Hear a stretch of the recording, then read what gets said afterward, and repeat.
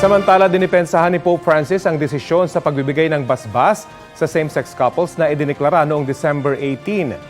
Sa isang panayam, sinabi ng Santo Papa na marami pang iniisip o nasabi agad ang mga taong piniling hindi unawain ang desisyon. Matatanda ang umani ng iba't ibang reaksyon ng pagbibigay ng blessing sa same-sex couples ng simbahang Katolika.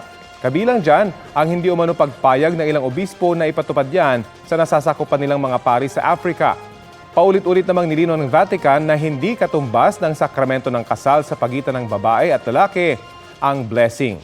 Kusa rin daw silang naglabas ng pahayag para depensahan mula sa mga mapanirang akusasyon ang naturang desisyon. Kapuso, alamin ang maiinit na balita. Bisitahin at mag-subscribe sa GMA Integrated News sa YouTube. Sa mga kapuso abroad, samahan nyo kami sa GMA Pinoy TV at sa www.gmanews.tv.